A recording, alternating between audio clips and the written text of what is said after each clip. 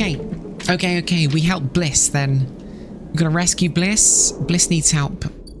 And this is actually really tricky. Because you can see this, we're not making huge progress here, but we do have a +2. So, with a couple of risks being taken, I think we're going to be okay. We'll patch solar sails because the danger... Only one? Are you serious? Only one? Because it was positive but not excellent. But the 4s should give me like full-on 2s. So the question is, can I move faster than the solar window?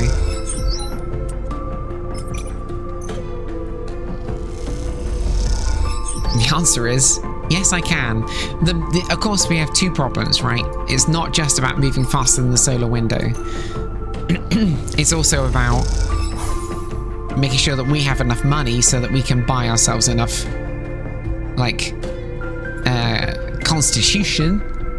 I'm a D&D-er, to manage the problem of running out of dice and then not being able to keep up. So I still don't know where to plant this seed. I feel like that's going to be something I want to finish. Let's put in scrap components in here to try and keep our constitution up a bit more. Because of course the energy is the other thing, right? We are going to run out of energy eventually. And when we run out of energy, we're going to run out of cryo. We'll go and see Emphis next cycle, maybe. End cycle. All cycles must end.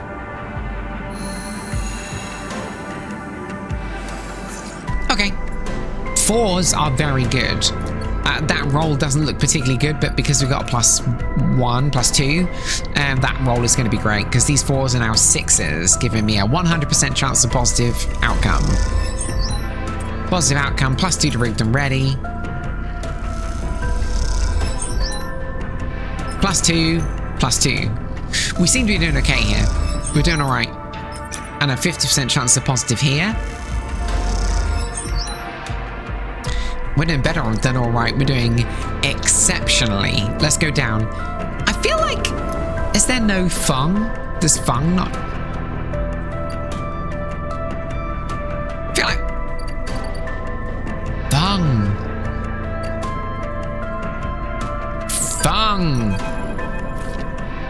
Fung grins at you as the bay door slides open.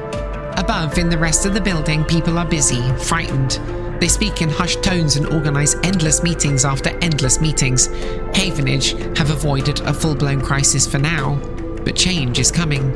So wait, that was happening right now? I can't exactly know. Like, that full-blown crisis was coming, but we have exposed them? That's what I think has happened. It doesn't make sense that they scuttled it. They were going to scuttle this ship right now. They were going to scuttle the Eye right now. That recording, looping as it was happening right now. We found out, we exposed him, and that has avoided the crisis, is my sense of what's happening. It's super clear to me. Fung is in good spirits and bundles you inside before you even have a chance to greet him. That was the slickest operation this station has ever seen. He hugs you firmly. You made my job easy. He shakes you by the shoulders. I'm so proud. Well, and he smiles. I got to watch through the cameras as the Havenage security that weren't in on it assaulted the station. Fung smiled. One of them straight up just whacked Harden with their pistol. It was beautiful. They have him? He's being held, yeah. He looks around. I think the idea is to use him as leverage with Conway to get them to back off. Maybe they'll exile him when they're done or hand him over to some core authority. Fung shrugs. Now I know he won't be an issue. I'm going to be focusing on the systems for a bit. He shakes his head, seeing as that's my actual job. He points to the ceiling. The people upstairs weren't so happy, though. They've been fielding questions about the state of the IRAT and left since the recording got out. People are scared. I'm not surprised. Yeah, this whole thing hasn't won me many fans in the administration, but I think in the end they'll agree that out and Harden was worth it, whatever the methods. He touches a stack of hardware. The Eye's old and it was never meant to run like this. The master control points that Erlin and Havenage installed, they keep it spinning from the rim. That isn't ideal. But if you're asking me if the eye will stop spinning next cycle, no. He smiles. And me and a ton of other skilled people will be working to stop it happening in the cycle after that. Harden's problem was that he didn't believe in people. He believed in systems and their ability to shape the world around them. Fung squeezes your shoulder. But as far as I'm concerned, people should be the ones running the systems, not the other way around. Anyway, Fung raps the side of his terminal. I know you didn't come here for a lecture. My tracker. I haven't forgotten. He produces a thumbnail drive. I managed to finish that code solution I showed you. It's a modified Ripper worm one made to deactivate that tracker of yours. But in the time since I got back, I added something extra. That tracker of yours doesn't show up just to SNR. It transmits data about the state of your body, your current condition. My worm won't just deactivate it. It'll edit that data to tell SNR your body is irreparably damaged. DNR, do not retrieve. He grins widely. Pretty smart, right? Wait. Thank you. Just slide it already. You take the drive and hold it in your hand, then close your eyes and open your access ports. Take down your defenses. The worm immediately enters your closed network. It whips through it, taking things with it as it goes. The moment they're gone, you forget they were ever there. They just blink out of existence. A second later, it's done. You open your eyes. How do you feel? Asks Fung a little nervously. Free. Fung smiles widely. Well, you are a free sleeper. He claps you on the shoulder. Fung lets the word free hang in the air a little before he continues. Seems like it might be finally time for a celebration. Fung wraps his arm around you. I would have been okay with arms. Jenna still owes us those drinks. He laughs and you join him. And later when you leave, you feel deeply thankful for having such a friend. As you walk away from the building, you look up at the wide curve of the eye, up at the other rim beyond it, up at the hub and the other rim beyond it. The whole thing twinkles with lights, and it seems impossible to see it as anything other than breathtakingly beautiful. It feels, in that moment, like something eternal. That doesn't mean it can, or even should, last forever, or that it will never change, fade, or decay. It simply means that in this moment, this place has a future, and it's one that you know, deeply and truly, is worth protecting. If I'm right, that message sent to Erdnop, sent to the company, will release the person that I was created from, right? Because she's asleep for as long as they think that I'm alive. If they get a message that says I'm irreparably damaged and cannot be retrieved, they'll wake her up. We just saved 2 lives. Enormous. Absolutely huge.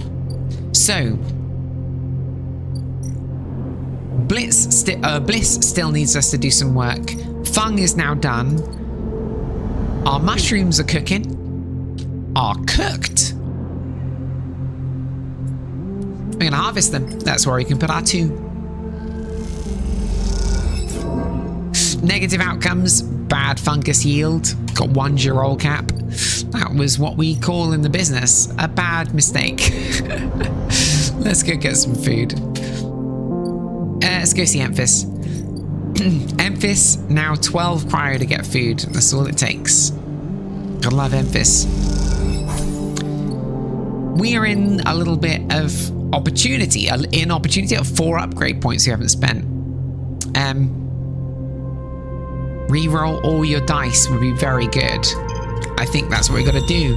Intuit, predictive reasoning. Intuit, +1. Intuit, instant karma. Reroll all your dice once a cycle. That is next level. Let's go up and let's save Bliss. And we've got a bit of time. We got food. Wait, can I... If I re-roll all my dice... I assume it's not going to give me a set more dice, right? That would be ridiculous. No, it's not going to do that. All cycles need to end. Re-roll the dice that it's got.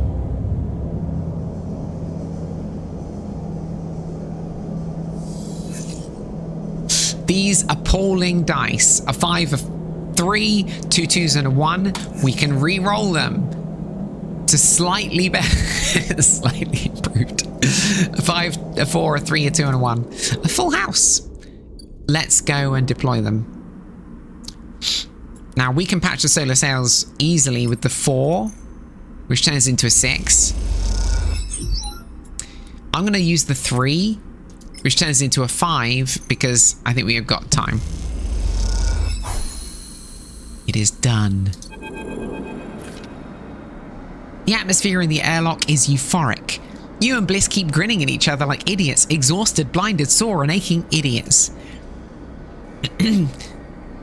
Sleeper, that was incredible. She punches you on the arm. Thanks. I never thought we were going to make it. Those idiots tangled the whole thing up like nothing I've ever seen. We make a good team, Bliss. Bliss smiles a winning smile.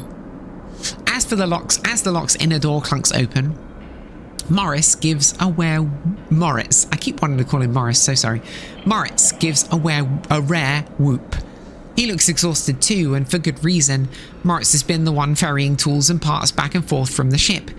His tired smile tells you he's glad it's done. Sleeper. Oh, wait, no. Sleeper Bliss. He shakes his head. Impressive. When I saw that ship come in, I thought there was no way. Why, thank you, Moritz. Wait, no. That's the wrong way. Why, thank you, Moritz. She winks. For believing in us. Moritz rolls his eyes. You know what I mean. Take the compliment. He shoulders some of the gear that came back in with you and Bliss and heads back to the racks to stow it. Bliss turns to you. I think you should be the one to do the honours. She nods to the ragged-looking console that Moritz assembled. I don't want to jinx it. She smiles, but you can see she's genuinely nervous. Don't worry. I'll stop worrying when the chits are in my hands and I'm giving them to a gimbal bartender. You slide over to the console and check the screen. It takes a second to see what you're doing through the flickering, cracked display, but after a moment, you see the accounts. And there it is, almost 1,000 cryo, sat in the bay's transfer account. Well, Bliss calls, have we been screwed again? We did it! Bliss kicked up from the floor and spins up to the bay, shouting as she does.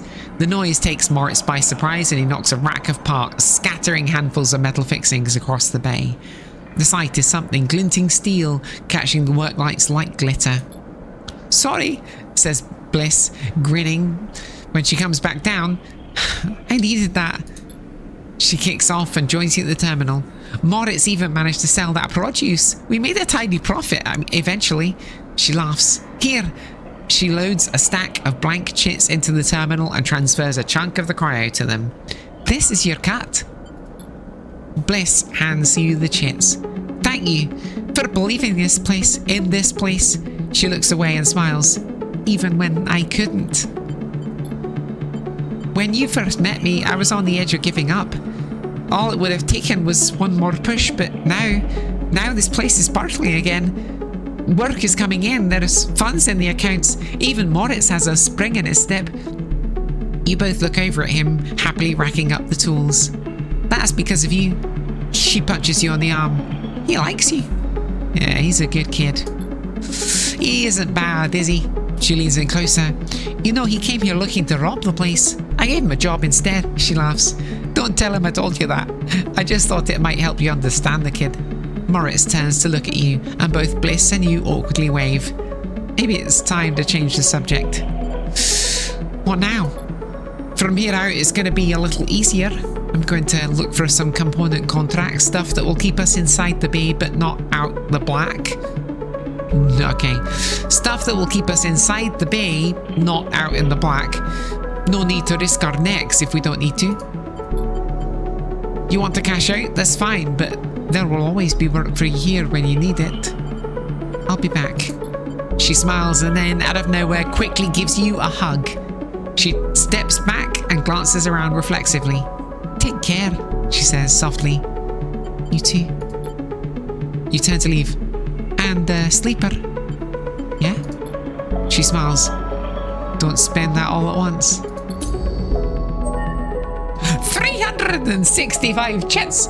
That's quite a lot of money. We got a lot of money. And more upgrade points.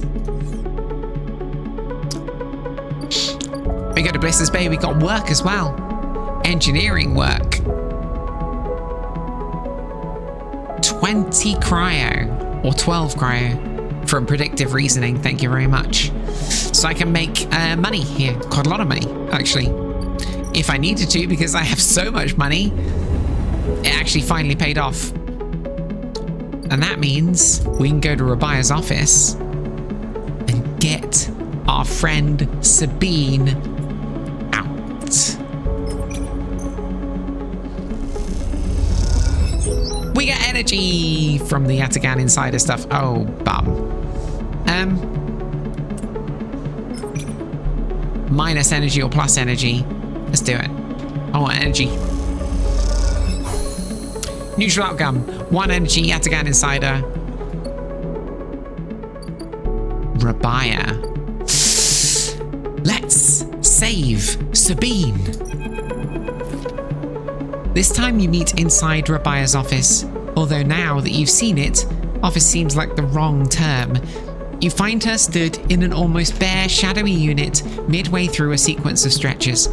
There are 2 low stools and a terminal in the corner, but it seems that most of the space is taken up by a heavy punching bag, rubber matting, and a stack of weights. When Rabia turns to meet you, you see that she's missing an arm. The prosthetic she usually wears is in a cradle near the terminal, a web of coloured wires running to it. "Updates," she says, noticing you looking where her artificial arm usually is. "Nothing to worry yourself with." Sorry, Don't be.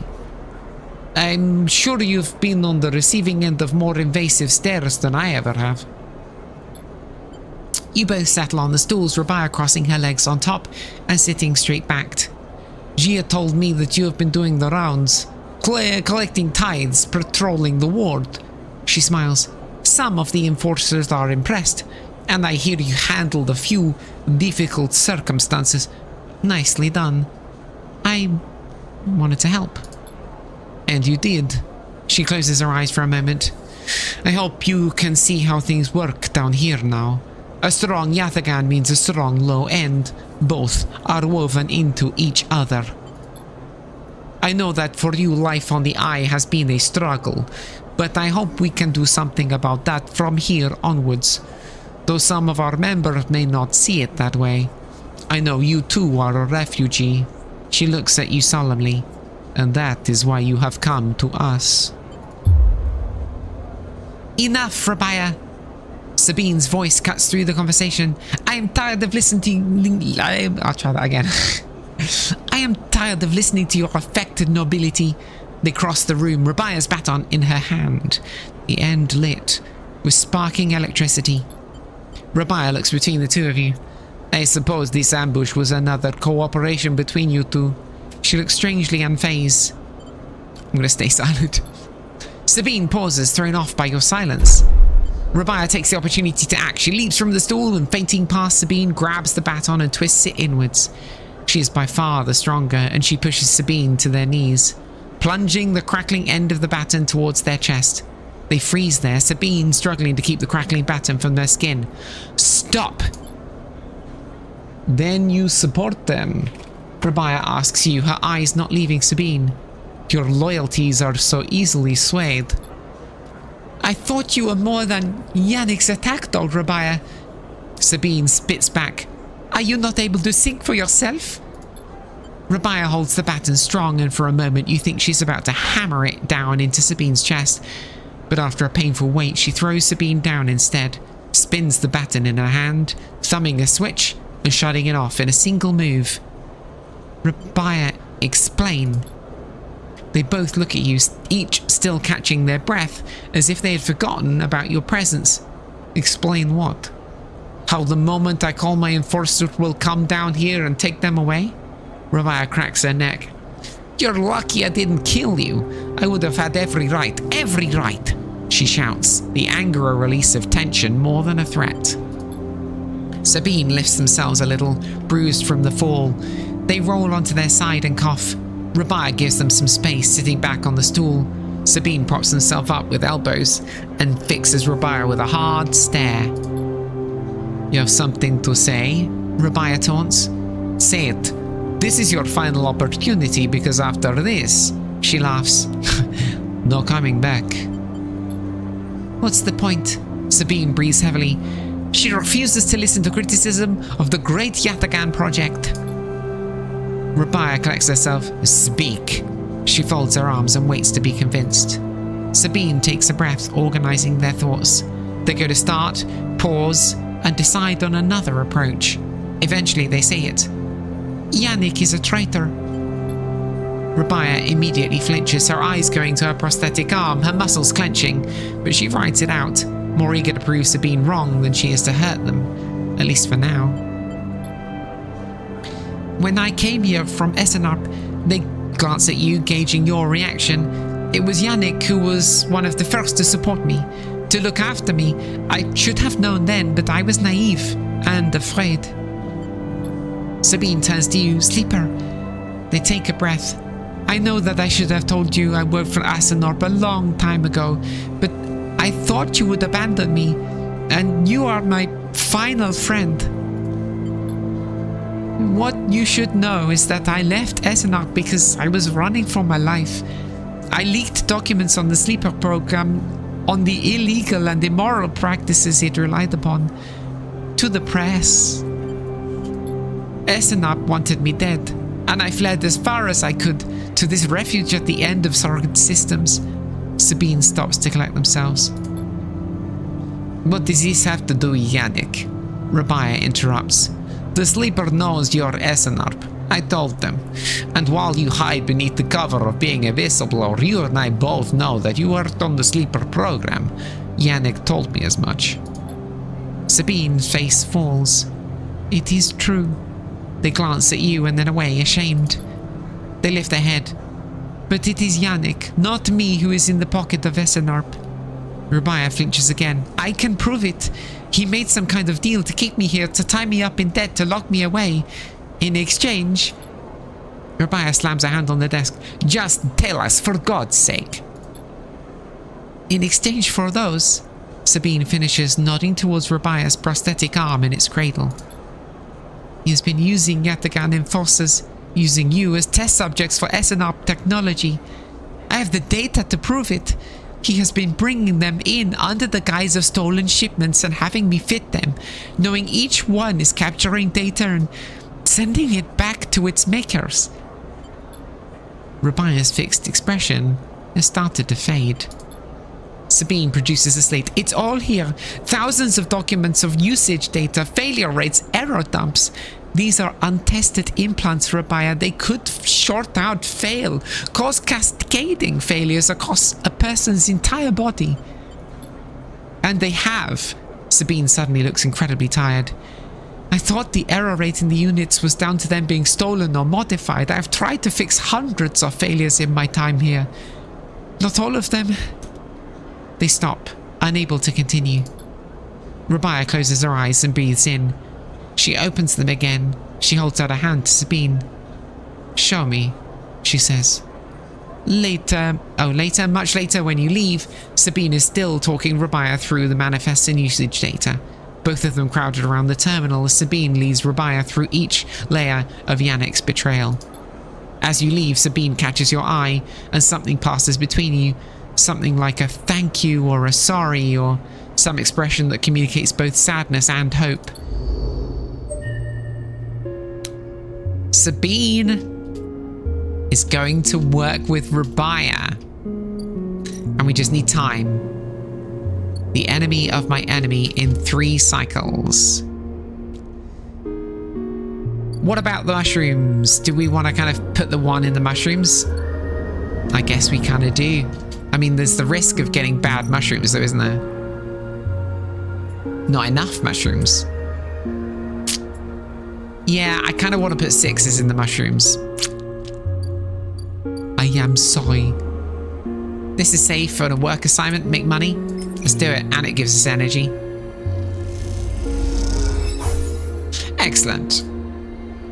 We've got all of our energy back, and hell yeah, that was pretty good. And now we're gonna lose some condition, but doesn't really matter. We've got 365. I don't really mind only having 4 dice, especially if I can re-roll them. Let's go sleep in 0G. All cycles must end. Rest. And prepare for the next one.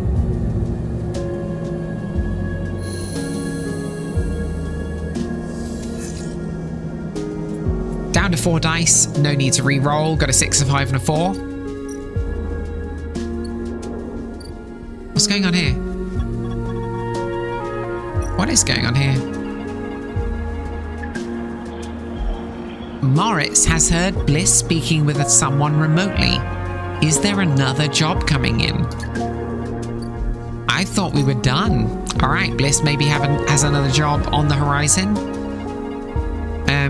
Rabiaz is still doing her thing with Sabine, and we need mushrooms. A lot of mushrooms. Good mushrooms, ideally. Special mushrooms, really. We got them. We got the club heads. Let's get some more.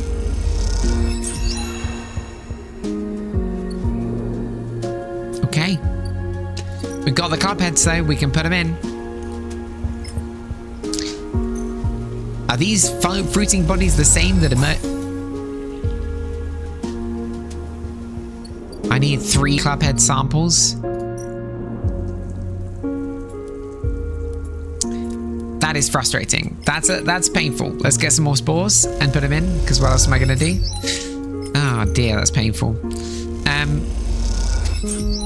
Alright, well, you know, it is what it is. It's going to take time. We're going to need to germinate more spores. That was my own fault, really. We need to put 6s in to get, like, the best mushrooms. And only getting 1 is because I didn't put enough in. Okay, well, you know, fine. Those are going to take some time to germinate now. So the question then is... the climbing briar... Girol mushrooms. I have Girol mushrooms. I'm going to go and look up what these guys sounded like, because I can't remember. Let's supply some Girols, shall we? I now know what they sound like. You came. Peak smiles at you, walk into the climbing briar's cargo hold behind a gloomy Escher. They brought mushrooms. Escher tosses the mushroom caps onto the crate, raising her eyebrows at Peak. Peak gives her a look. Thank you, Sleeper. They picked one up and sniffed at it. Are these edible? Yes, they are. Try it. Peak squints at you and the mushroom before delicately putting it back down. I'll wait. We're not so used to fresh produce. Escher is securing crates as she speaks and doesn't look up. Hawthorne doesn't have much in the way of farming. Hawthorne? The installation we grew up on. Escher wipes her hands on a rag. XPR loves to name their property after natural things, but that's about as far as their relationship with plant life goes. XPR? Is this an interrogation? She glares. Either way, we're done with that place, which is all you need to know. Escher leans back against the crate she was securing. We're gonna need more than a few mushrooms if we want to help those refugees, though. Why are they trapped? You tell me. It's your stolen administration that set up the cordon. Oh wait, your station administration that set up the cordon. Peak gives Escher a look. Sorry, she looks at Peak. I know this is not you. Escher stands and walks over to the mushrooms you bought, placing them into a small container with care. Problem isn't just about getting supplies, it's about getting them through the ships. Can't fly around? And get the briar ceased for breaching quarantine? No thanks. She laughs. We were lucky to get here before the cordon was set up. That's the only reason we're on this side. Why is there a quarantine? Pete jumps in. The eye has a closed-loop life support system, just like any orbital installation. Any unfamiliar illness or significantly increased strain on life support could cause a cascading collapse in its systems. Escher scoffs. Are we making excuses for those bureaucrats now? Pete turns. We're being realistic, Escher. But these people aren't an increased strain, they're living people. Escher stares at you. Even calling them refugees is just a way of turning a lot of scared, desperate people into a single monolithic group. Escher slides the container full of mushrooms into one of the cargo hold racks. Look, as much as I'd like to chat, we've still got a lot of space to fill in this hold, so if you're going to help... I think Escher is trying to say we need your help. And quickly, Peak says, glancing at her, the refugees behind the cordon, they won't be able to hold out indefinitely. We need to get supplies to them in the next 12 cycles, or... Escher stepped forward, or Havenage will have to bear the responsibility of whatever happens next. I'll help if I can. What can I do? There's 3 things we still need to secure. Water, food, and scrap components for ship repairs. Escher gestures to the storage containers around the hold. Water we can find a way to source, or my preference, just siphon off from the underground reservoirs in the Greenway. Pete raises their eyebrows. Escher. She ignores them. For food, things could be tricky. These mushrooms are delicious, I'm sure, but no way we can get enough volume to feed a flotilla. However, I saw an algae stack on the way over if we can get access. No more stealing, Escher. Peak sighs. I didn't say steal. She stares at them indignantly. If we get access, we can work the stack. Harvest some algae from for the flotilla.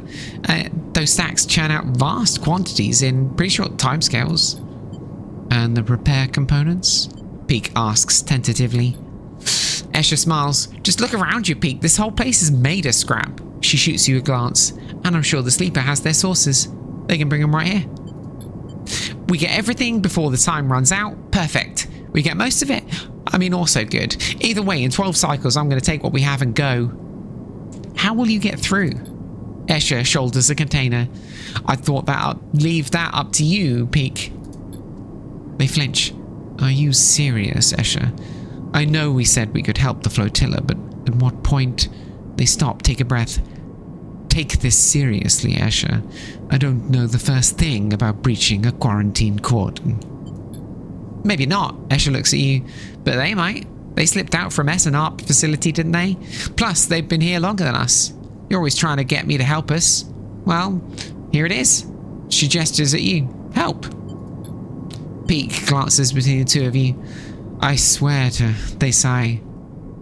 I need to think this one through. Meet me at the cordon in a couple of cycles, Sleeper. Maybe we can figure something out. Meanwhile, Escher meets your eyes. You can help me acquire the supplies, discreetly. She smiles. We have to keep this quiet, keep Havenage out of the loop. Once they get suspicious, this is all over for us. This all suddenly seems a little too real, too dangerous. You've only just found your feet on the eye. This is not time for causing trouble. Come find us. We'll be out here trying to put all this together. Escher goes to the back of the hold to start packing another container. Pete, come help me. Pete glances back at her. Sleeper, look, we didn't choose this either. They lower their voice. Help us finish this. We've set up a base camp on the broken spoke. You are welcome to rest there in any of the cots while we work on this. They smile. We are in this together. Peek! Escher shouts, and they walk back into the hold to help with the container. As you leave the climbing briar, you look out at the broken edge of the Eye's Ring, where Havenage Cordon blinks with tiny red lights. What are you getting yourself into? What are we getting ourselves into? 8 scrap components. Briar's Hold needs food, water, and components. You may not be able to get all of them, but Escher will take what you can get. I don't really know what that means, because I can't put anything other than scrap here. All the supplies in the world and nothing without a plan to get them to the flotilla. That's Peak's part in this. So there's something else going on. 12 cycles are all we've got. I need 8 scrap components I have been just absolutely consuming. Unwisely, it seems. But you can get scrap components from here in 2 cycles. Oh dear. We've got 3 Matsutake caps though, so I could cook them at the bar.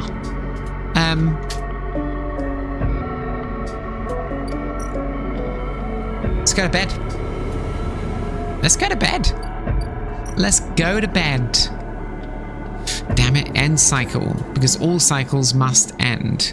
We rest. And prepare for the next one.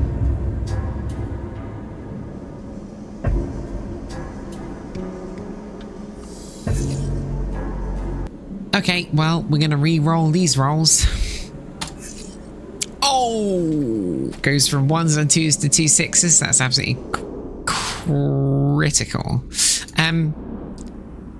So we could save this flotilla. That's probably the most important thing. Rabia's office needs another turn. We're going to need Dock B2. We're going to need to buy a bunch of supplies. We've got 365 credits. Absolutely tons of credits. Oh, whoa. The reservoir. Ah! Can siphon water. Hacking sensors. Keep you from getting locked out. So we are going to need the water for the flotilla. And it could cost condition if I don't roll high enough, but I have a 3 which I can turn to a 5. But this, I mean, if I negative it, I assume I'm going to alert Havenage.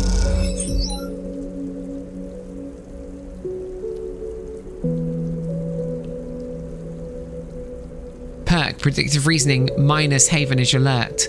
So if I balls this up, I can I can reduce the alert level. Yeah, okay, fine. So what we need fundamentally is just a load of water. Cool, okay, well, I mean, this is one of the jobs that he's doing for... My goodness, it only gives us +1? Okay, well, you know, it's a +2. I mean, but I mean, it only gives us +1 to the water for the flotilla. So that's water for the flotilla. Then this is the algae for the flotilla, right? Algae stack is controlled by a small collective of farmers who want to use it. You're going to have to persuade them. This is engage. Let me go to these. I've got 2 upgrade points. I need 3 to increase engage +1. I might get rid of this endure problem. Do I want to get rid of it? Nah. I want to save up for 3, I think. Algae stack is controlled by a small group. I mean, we can... What's the risk? What's the risk here? But of using a 2, losing energy? Or we could gain energy. Ooh. Okay. Okay, so... This is going very well. Let's stay in Haifa. End cycle. Got another couple of cycles before I need to get a stabilizer. Yeah, this is going well.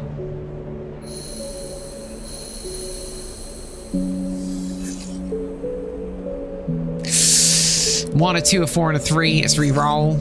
Oh, it was worse. Oh, it was worse. 2 1s, a 2, and a 3. Oh. As you leave, you find a note pinned outside the door. It reads, Sleeper, there's something you need to see. Meet me at the cordon as soon as you can. I've realized it's peak. Just keep heading around the ring until you hit the flotilla. I'll be waiting. Peak. You pocket the note and glance around this corridor. Looks like you are doing this. Time to make a plan. Peak, what do you need?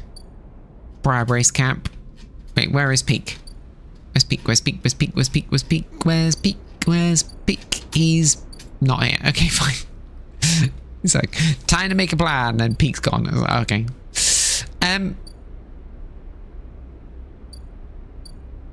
The Haifa Labs, is there anything? Oh, we need the caps, don't we? Yeah, we need the caps to come through. Hi for commune. Where is he? Oh, there he is. Peek. Cautious spacer. Sleeper.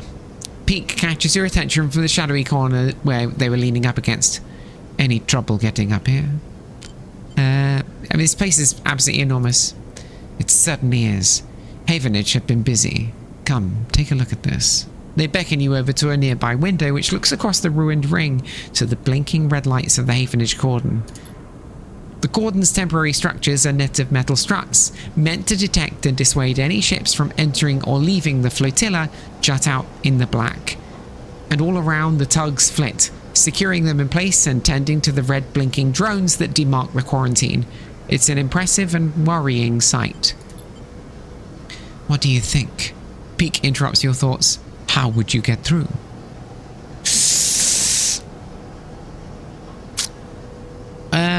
I mean, use one of the tugs. It's got to be a good idea. As an escort, you mean?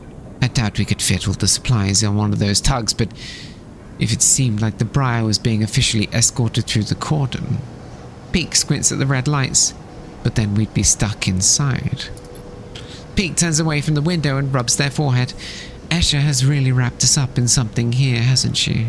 The question is spoken under their breath, and they don't seem to expect an answer. The silence grows. Maybe we try all three. Peek laughs. I like it. At least we should prepare as many ways as we can. I don't think we talked about all three, so that's a writing fail there. We haven't talked. I mean, I know all three plans because they're in my head, but we haven't mentioned all three plans. The way I see it, there are three parts to making it through the cordon. They gesture out the window at the strange structure. Deception, distraction, and speed. We'll need all of them for a clean passage through. Deception means tricking the cordon security into thinking that we are meant to be there. Maybe a tug escort could work. Anything that makes the Briar look official. Distraction, meanwhile, will be all about diverting attention so that no one looks too hard at what the Briar is doing. If we can create a gap in the cordon scanning and deterrence systems, that should keep them busy. Finally, speed will mean making sure the Briar is ready to roll. Perhaps we can do a little work on the ship to get her ready. Escher surely wouldn't mind. They lean back from the window. How does that sound? I mean, it sounds really good. Peek grins. Don't get too excited. There's a lot to get sorted before we make the run. Peek looks down at their slate. 10 cycles left. No. 11? They glance out of the window at the cordon nervously. 10 cycles to gather the supplies and to prep this plan. It's tight. Very tight. Peek looks at you. If this goes wrong, Peek sighs. Just get out, okay? They squeeze your shoulder. Everyone squeezes your shoulder in this game. I'll follow Escher anywhere, but you don't need to get dragged down with us. It won't come to that. Peek brightens up a little, of course, but keep it in mind. Let's get to it, Peek stretches. I'll tell Escher about the improvements to the Briar, and the rest, let's explore the cordon as best we can, and look for openings. I have no idea what guardian angel sent you to a sleeper, Peek smiles, but I'm very glad they did. So,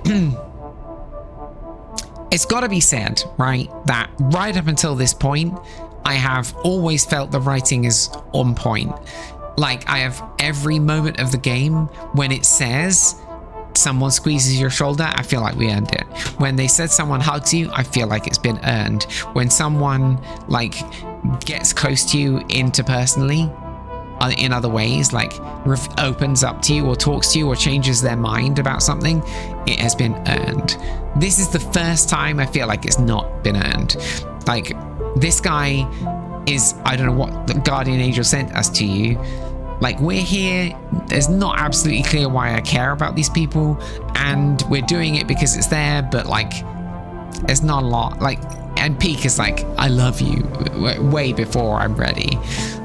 Way before I understand why any of this matters.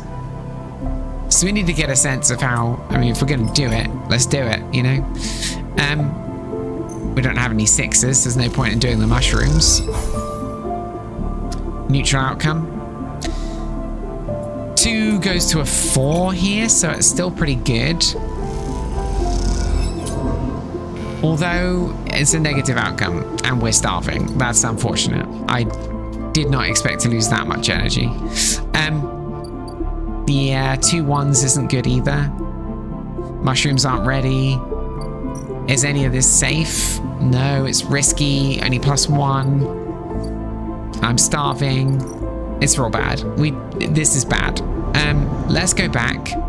We've got Matsutake caps. Rabaya. Let's cook the Matsutake caps with the Bantian because we need. Oh yeah, I mean we're starving. +3. Incredible. Incredible. We can do a bar shift. I mean, we may as well use these 1s, right? What else am I going to do with the 1s? They're nothing. I can't really do anything with them. Negative outcome. I lose a little bit of energy. Doesn't really matter. I've got more Matsutake caps. Still get the cryo, which is good. We'll definitely cook up some Matsutake. Get our energy back. And we will go and pick up a something from the Atakan dispensary. Now, always the problem here is, do we take it before we go to sleep or do we take it after? If we take it after, tomorrow we're only gonna have 3 dice. If we take it first, we'll have 5, but we'll have 5, but we'll lose the. Well, whatever we do, we have to go talk to Rabaya first. As you enter Rabaya's office, you hear voices. Is that Sabine? You push open the door. Sleeper, what good timing. Rabaya calls out as you enter. I wanted to introduce you to someone. The man is standing at the corner of the room, at the center of the room, speaking quietly with Rabaya. He turns to you as you come in. Meet Yannick. Oh, cool. This is Yannick, huh?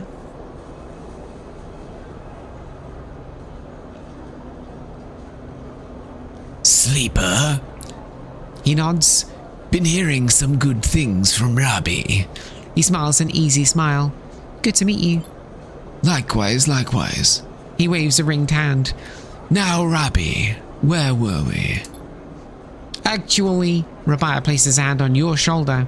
The sleeper was what I wanted to talk to you about. She doesn't spare you a look. What's going on?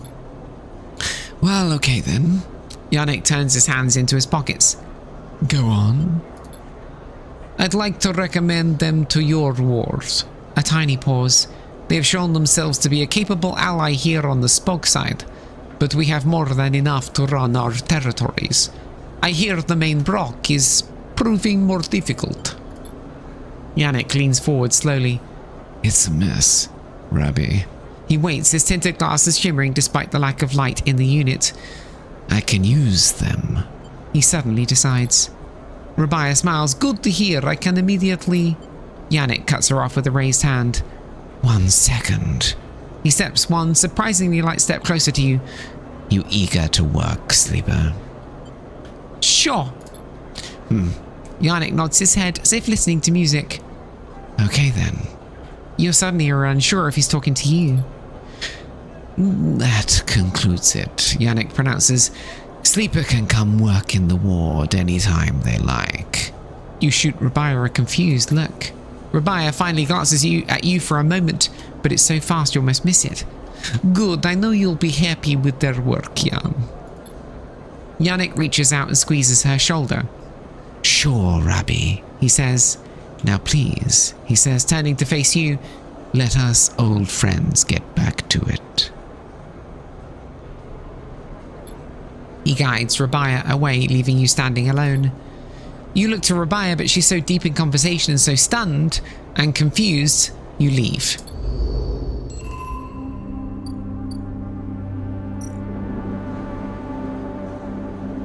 Gotta gain Yannick's trust. For reasons unknown.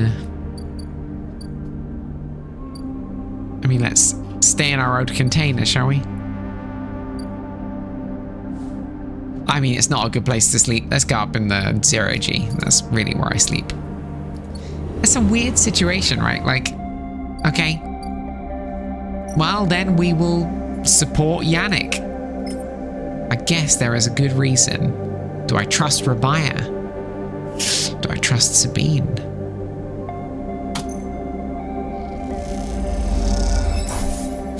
Only time will tell, and all cycles must end. We rest and prepare for the next one.